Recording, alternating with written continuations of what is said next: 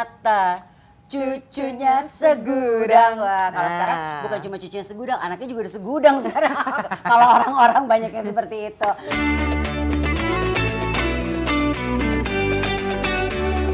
Aduh, senang banget hari ini istimewa. Saya bisa ngobrol-ngobrol sama Mbak Anggun yang hari ini hadir di Wisma MRA dalam rangka mempromosikan konsernya diadakan di Jakarta. Ya. Mbak Anggun, apa kabar? Baik. Senang deh bisa ketemu Mbak Anggun lagi. Seneng loh aku bisa kesini karena terakhir kali ke gedungnya Gedung MRA lama. yang lama banget. Sekarang gedung baru kita. Nah, Mbak Anggun, special projectnya dalam waktu dekat konser. konser. Terus setelah konser, aku ada proyek film, jadi mau syuting film Indonesia. Wow. Yang akan dimulai nanti akhir September lah. Sebentar lagi dong berarti Mbak. Iya, habis jadi nanti konser. bakal sering kesini. Wow, Gitu. looking forward. Nah, kali ini konser di Jakarta ini melibatkan ada 4 musisi dari generasi yang berbeda.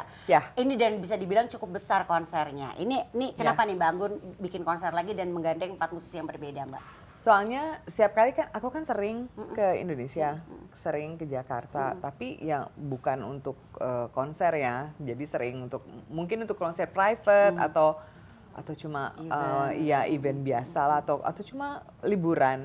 Dan kan setiap kali kalau kesini pasti fans pada tahu kan. Terus mereka tanya, "Mbak, kapan dong konser lagi dong?" kayak gitu. Terus akhirnya kan terakhir konser itu kan tahun 2019 ya, sebelum pandemi. Jadi aku kepengen tuh setiap 5 atau 6 tahun sekali kepengen konser tunggal. Akhirnya ya wes kesampean. Sekarang nih hadir lagi ya. Mbak, tinggal udah nggak di Indonesia, bolak-balik aja sih. Ini pasti Mbak Anggun bosan sih dengernya ditanyain apa yang paling dikangenin dari Indonesia? Makanannya pasti ya? Makanan pasti. Iya kan? Terus suasana di sini, teman-teman, keluarga. Suamiku tuh seneng banget loh di Indonesia?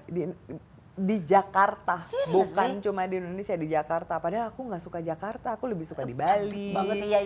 Lebih suka di Jogja, yang ada mungkin faktor usia kali ya. Aku juga suka banget Jogja. Makanya. Tapi kalau suaminya Mbak Anggun? Suamiku tuh suka banget di sini, nggak tahu kenapa. Di Jakarta? Iya, karena kan dia fotografer tuh, jadi buat dia tuh dari segi arsitektur tuh selalu ada sesuatu yang baru. Iya, Jakarta iya, kan iya. bangun terus Bener. gonta-ganti Bener. terus gitu wajah urbannya. Betul, dan dari yang modern sampai yang di dalam di pinggir-pinggir itu kan juga banyak ada perbedaan yang kelihatan banget betul, ya. Oh, jadi ya setiap kali kalau kesini tuh yang jadi suamiku kayak mungkin kita lagi mikirin untuk mungkin lebih spend time di sini juga. Jadi 1 tahun itu kita bagi-bagi waktunya. Menyenangkan dengarnya ya.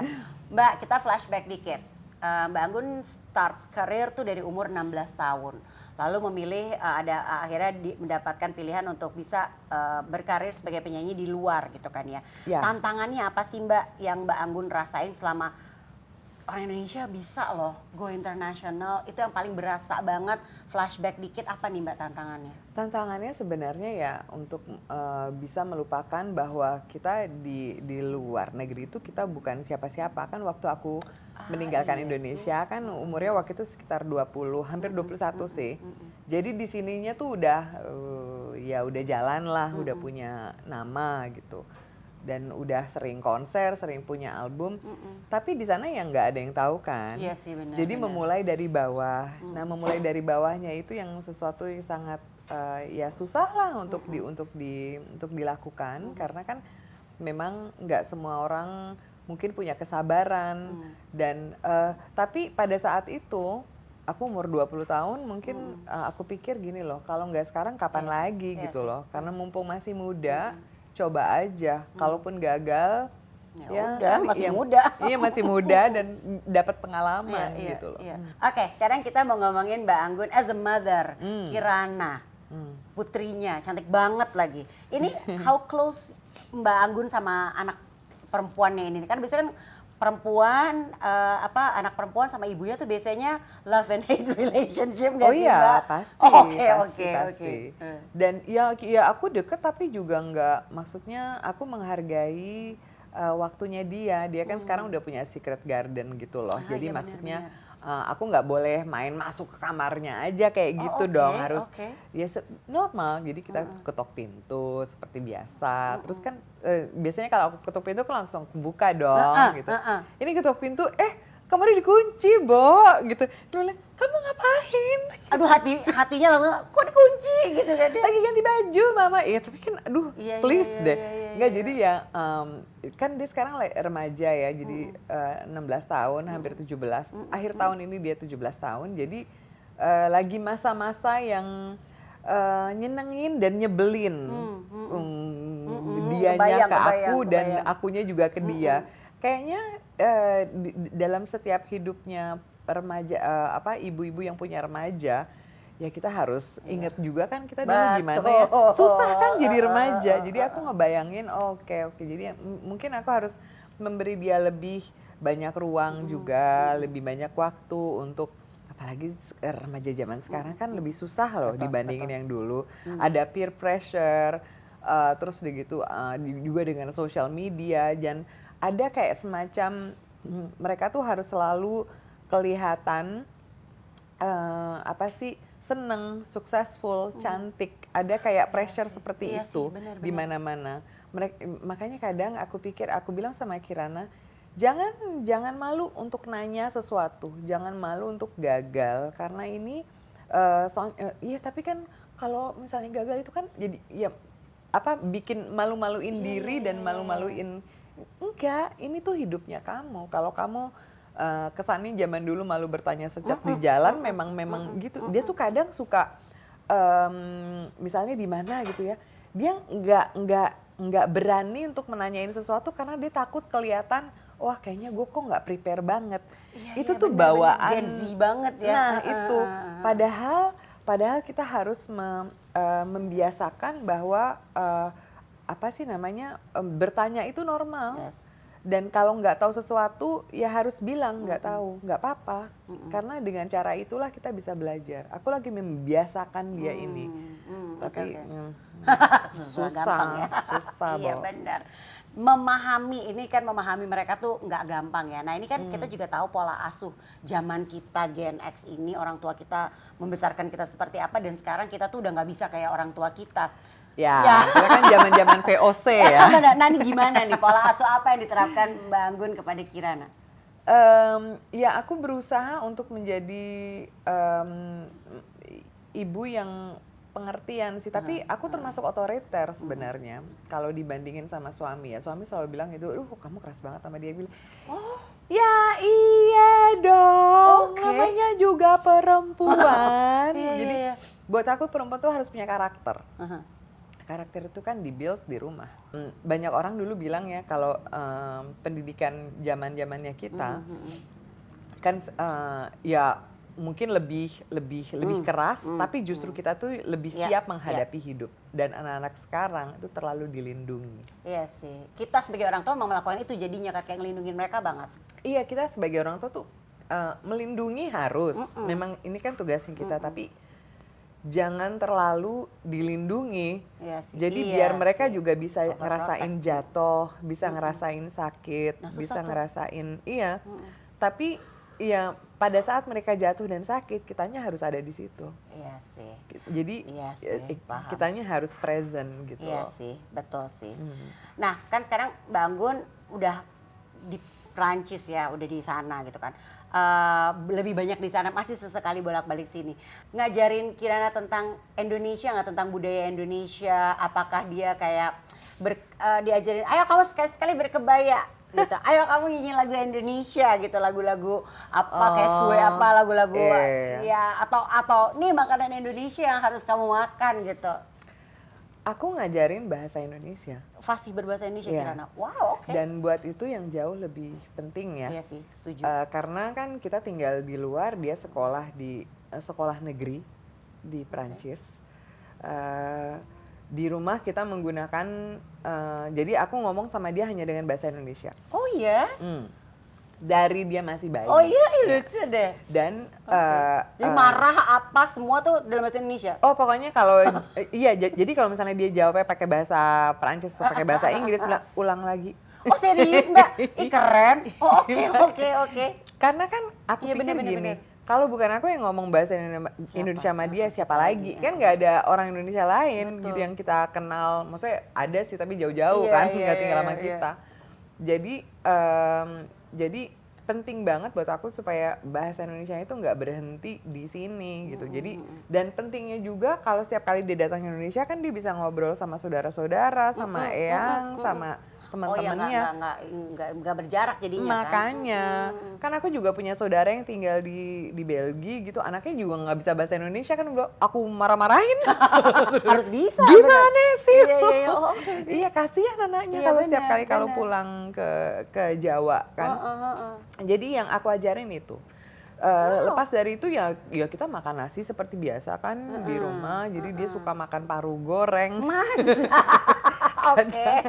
Kalau aku pulang gitu kan ditanyain mama bawa brem nggak? Oh bawa. Oh, suka brem? Serius? Suka abon gitu. Oke, brem tuh jarang loh yang suka loh anak-anak zaman Iya sekarang. suka banget. Oke. Terus kalau misalnya pulang sekolah atau gimana gitu ya, kan kadang aku ya paling makan, aduh dikasih makan nasi pakai telur ceplok terus dikasih kecap tuh seneng banget loh. Indonesia banget. Bahagia gitu. Iya kan, itu Karena kan kan comfort food. ember buat kita kan banget ya dan buat dia juga gitu. Oh lucu, jadi bukan omelet gitu enggak ya? Ya suka juga Tapi omelet, waktu tapi hari-hari- dipakein kecap Aduh, manis. nice.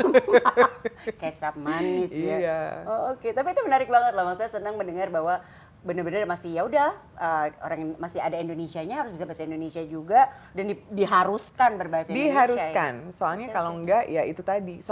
Dan masalahnya ya kalau di Paris kan ada teman-temannya tuh yang belasaran Jepang, belasaran Amerika atau whatever, atau Rusia. Mereka kan setiap minggunya tuh pasti ada kayak Japanese school. Jadi mereka tuh tetap ada apa namanya belajar bahasa secara akademik. Indonesia nggak ada. Iya, karena jarang soalnya kan, Mbak. Makanya kan sebel. Iya, bener, Jadi kan bener. gue yang harus Betul, mati-matian di rumah gitu Tapi loh. keren, love banget. Terakhir nih Mbak, untuk Kirana, apakah nanti akan diarahkan untuk ke dunia entertainment atau tipikal yang enggak, kamu nggak usah ke dunia entertainment, kamu kuliah sekolah aja udah pathnya di situ aja. Ini kalau Mbak Anggun gimana nih? Aku sih terserah dia sebenarnya. Kan dia yang akan, itu hidupnya dia nanti dan keputusannya dia nanti. Masalahnya sekarang adalah anak umur segini itu opsinya banyak banget dan Yes. kepinginnya banyak banget dan nggak mau milih satu. Jadi setiap kali kalau aku tanya nggak tahu, bingung gitu. Ya udah jalanin aja semua. Uang kamu masih muda. Iya. Kan setelah dia jalanin kan dia tahu sendiri. Jadi ada kayak seleksi natural. Oh akhirnya gue kayaknya nggak bisa di sini deh gitu. Ya udah coba yang ini gitu. Masih ada opsi yang lain. Aku selalu bilang, aku camkan itu terus. Jadi dicoba dulu sampai kamunya sendiri tahu kamu maunya apa dan senangnya di mana. Karena kebanyakan mereka senang banyak hal. Ya. Tapi yang mereka nggak suka itu mereka nggak tahu sebenarnya. Benar. Karena nggak fokus kali ya. Belum fokus. Jadi ya itu ya. Jadi aku dorong untuk apa. Sekarang dia lagi suka kan bentar lagi setahun lagi dia akan lulus SMA dan mulai ya universitas lah. Mungkin sekarang ini dia lagi mau ngambil sastra. Oke. Sastra Prancis atau dan sejarah dan terus. Tapi kemarin baru masukin satu materi hukum, kan gue nggak ngerti juga. Beda lagi. Makanya. Jadi bilang, terserah dia gitu. Oke. Tapi yang penting dia kerja gitu, kerja keras untuk ini. Karena setiap kali dia masukin satu materi kan itu tandanya kan dia juga harus harus komit kan. Ya wes, aku biarin aja. Tapi dia nyanyi nggak sih Mbak? Nggak bisa nyanyi. Serius Mbak? Suka musik. Tapi maksudnya nggak Tapi nggak bisa nyanyi, nggak bisa. musik ya alat musik atau apa? Ibunya penyanyi loh. Iya, makanya. Iya Gue suruh les piano, suruh les gitar, les ini tuh.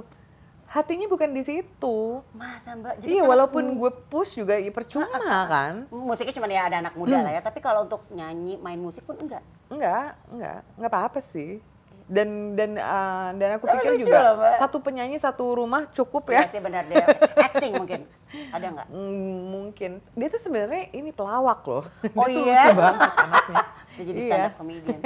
Nggak Iya kan? tahu, terserah sih.